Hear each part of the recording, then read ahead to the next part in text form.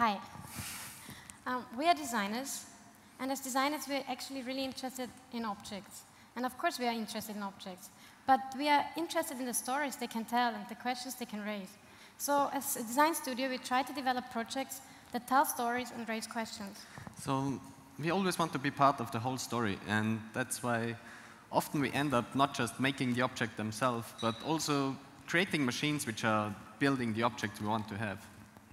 The other thing which we are really fascinated is actually nature, mainly because nature is like 100% logic. Everything has a reason why it is the way it is.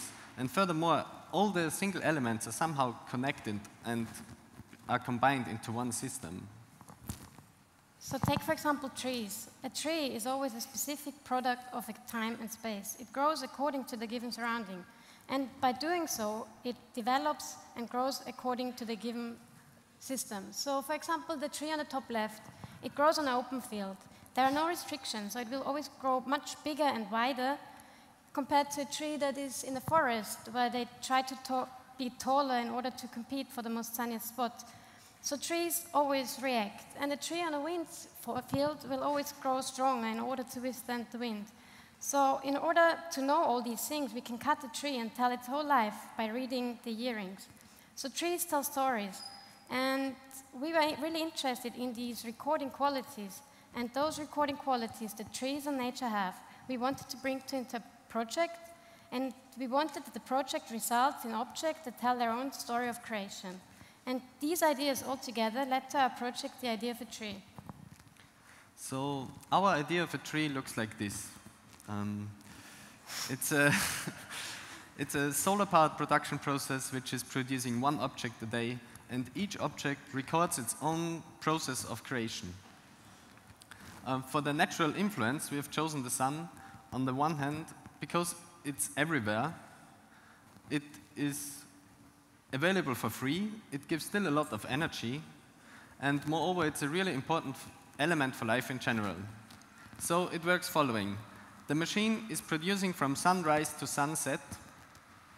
The solar panels are actually converting the energy from the sun into electricity, which are powering the whole machine and controlling it. There are actually two constant movements. The one is the vertical movement of the platform, and the other constant movement is the dripping of the color which is added. The turning speed of the mold is actually depending on the intensity of the sun. Our main material is actually recycled cotton. So the cotton is pulled through the coloring device, where always a constant amount of color is dripping on it. Afterwards, the dyed thread is pulled through a glue basin. So here it gets soaked with glue. And finally, the sticky yarn is winded around the mold. The shape of the mold is defining the basic shape and use of the object. So in this example, it will become a container. If there's loads of sun, the mold turns actually much faster, and therefore the winded layer becomes thicker and paler, as the yarn has not that much time to absorb the color. If there's less sun, or if it's cloudy or raining, the mold turns slower, and therefore the winded layer becomes thinner and darker. The best to actually see the whole idea is to look at the following time lapse. For this, we actually had to get up at 3:30 in order to place the machine outside.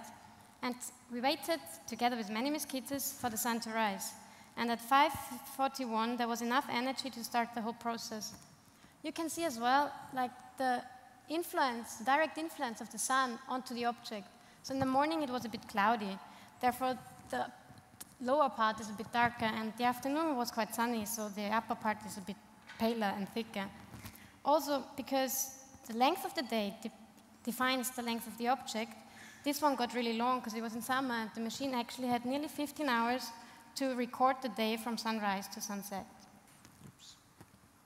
Here you can see a record of the 20th of August 2010, and you can see it was a Friday. Well, we know that it was a Friday, but you can see that it was an average Austrian summer day. It started with a sunrise, bright sunshine in the morning, some clouds during lunchtime, and a bright sunny afternoon. With the process, we do not always just produce benches, but we also produce sideboards, containers, rocking benches, and lamps. On the image of the lamps, you can actually see quite well that also the seasons have an impact on the production.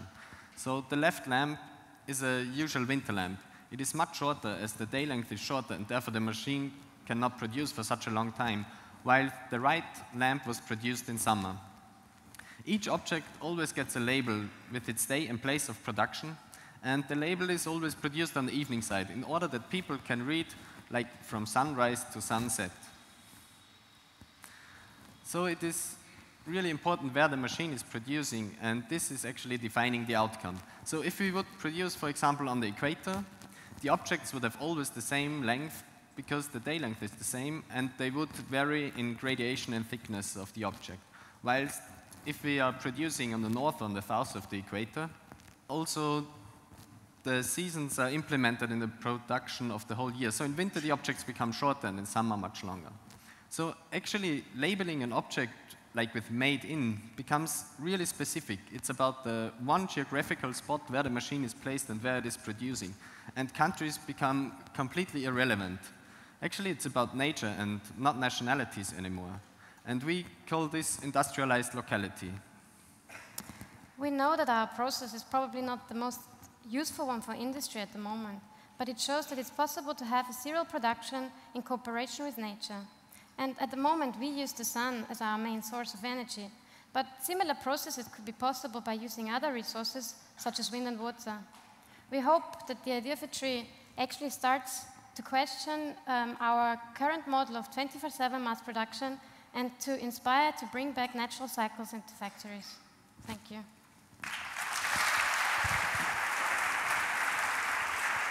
Thank you.